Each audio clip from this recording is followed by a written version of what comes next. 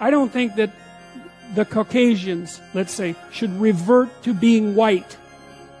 I think that's a bad idea. It's a dangerous idea. What the hell? Pride. What's that? That's not the right response. Alt-right, that's part of it. It's the Kekistanis. It's this petty thing. It's more recently, what has gone wrong with the right? Well, where? It's threatening to go too far in identitarian Europe, that's for sure. With the people in Europe who are turning to a regressive nationalism as an alternative to the current state of chaos. Many people write me from the right or from the fringes of the radical right saying precisely that listening to my lectures stopped them from going all the way.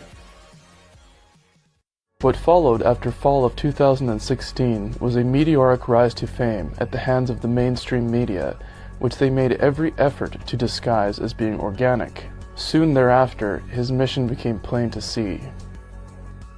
Jordan Peterson's primary goal is to neutralize the political right. There are a large number of people who believe that Peterson is a force for good because he has criticized left-wing politics and cultural Marxism. Did Jordan Peterson choose to alert the world to the danger of the cultural Marxist subversion of the world's governments as he worked at the United Nations, helping them write a Marxist document that outlined their plans for creating equality of outcome inside of and between every country on Earth? No, he didn't.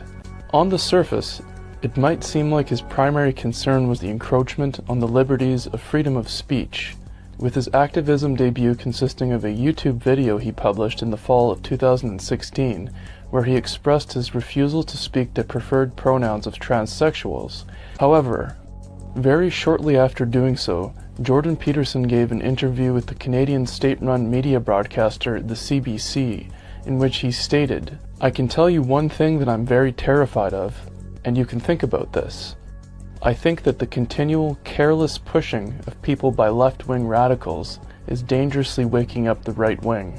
So you can consider this a prophecy from me if you want." Part of the reason that I landed in the political hot water that I landed in last year was because I was increasingly aware that this process of polarization was going to take place, and that the continual, in my estimation anyways, the continual clawing of new ground underneath the radical leftist rubric, especially in the universities, is starting to produce an extraordinarily dangerous counterposition. His analysis was that the policies and aggressive dogma being churned out by the political left were being done in a careless manner that was leading to what he believed would culminate in the political left being neutralized by the right wing. This is the real reason why Peterson decided he needed to step onto the public stage. Not because he wants to dismantle cultural Marxism, but because he realized that the political left's current strategy for achieving their goals is in the process of backfiring spectacularly. Remember also that Peterson proudly worked at the United Nations from 2009 until 2012 for George Soros' protege Jim Balsillie, where he helped draft a cultural Marxist document that outlined how the Western world's wealth must be redistributed to the Third World, and how the West must also accept and subsidize illegal immigration from the Third World. At no point in Peterson's career, including while working at the United Nations, did he feel the need to sound the alarm about the cultural Marxist takeover of Western institutions. What spurred Peterson to action was that reaction was fully capable of, and likely to, succeed in implementing a final solution to the Marxist problem. And your point, Brett, that the radical right actually is more powerful once they get organized is a really good one, because there's no fractionation. Yeah, it's more stable. You bet. And they have all the guns. That's another thing to think about. And so Jordan Peterson decided to attempt to strangle the fledgling right wing in its cradle. Stratagem: accuse whites of playing Marxist identity politics. One of Peterson's most substantial achievements has been the instantiation in the minds of his followers the belief that Europeans working together to resist their collective dispossession and extermination is no different than Marxist identity politics. Any concerted effort made by whites as a group to resist dispossession by progressive government policies or by mass immigration is condemned by Peterson as being a manifestation of identity politics. Peterson dismisses and condemns Europeans as playing toxic identity politics for working together to put an end to mass immigration that is rendering them a minority in their own countries. Having established that whites protecting their nations and the future of their children from certain destruction is automatically tantamount to the instantiation of some flavor of totalitarian regime, Peterson's next objective was to undermine the psychological foundations of European identity itself. Stratagem: psychopathologize and deconstruct white identity. More than once, he has referred to whites who desire to organize together to protect their group interests as pathological. At other times, he likes to chastise whites for committing the sin of racial pride, deeming it as well to be a pathology. During a talk, Peterson was confronted with a quote from Canadian historical sociologist and professor at the University of New Brunswick, Ricardo Duchesne, concluding that Europeans must therefore take pride in their ethnic identity and heritage as a means of self-preservation. Peterson went on a tirade about how ethnic pride is sinful and unacceptable, casting scorn upon Duchesne and other whites who dare to take pride in their heritage and culture. That's nothing to be proud of. That's something to tremble before. To take on as an ethical burden, and not to wave a flag for how wonderful you are that you happen to have the same skin color as some of the people who thought that up. It's not the right response. And so these right-wingers in this, it's like, look what we've done. It's like, no, it's not you that did that. Yeah, right.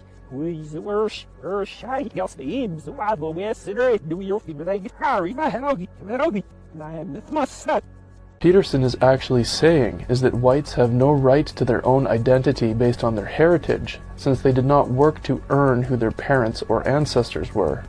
You're using your unearned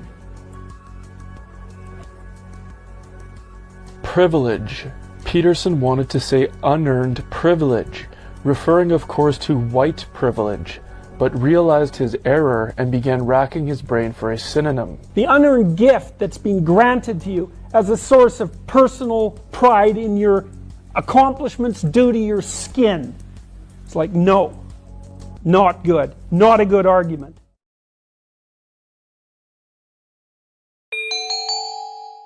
However we're going to define well-being, which is, I say you can start with a couple of foundations. You could start with death is preferable to life, but you don't get very far that way. And stop suffering. Well, no, I'm saying you could start with death is preferable to life, but you don't get very far that way because yeah, you do. You stop suffering. You just die. Yes. Right, so you can start with the presupposition. Except that when you're dead, you're not being, so there's no well-being. No, well, that's... Because there's never been a secular humanist government on the planet. I don't know. I think the Soviets were pretty secular. No, humanists. Then, well, I know with all due apologies, you do not know the first thing about what secular humanism is. You should read the Secular Humanist Manifestos, because what happened in Russia and communist countries was an institution of a religious-like structure centered around an individual and forced atheism, none of which is consistent with human. Making people bake a cake for a gay wedding. Making them do it? Yeah. I don't think that's a very good idea. But here's the argument, so should they be able to deny making a cake for a black couple if they don't like black people? Allowed to? Probably. That doesn't mean it's right. Okay, so then we had the civil rights movement, where they said black people, you had to serve them in your restaurants and stuff like that, and it did work, and it did make our society better, but would you argue that that still wasn't right? No, that was right. Why is that different to now if you didn't want to make a cake for black people? Maybe it's not. Maybe it's not different. You're saying, how can he get his equality back? Who are you talking about? Jordan Peterson? Trending #1 on Twitter? Jordan Peterson? With an international bestseller? I want him to tweet something out about me in my book. Jordan Peterson, right? This is what I'm saying to you. Why the rage, bruh? You're doing well, but you're a mean, mad white man. And you're going to get us right. And I have never seen so much whine and snowflaking.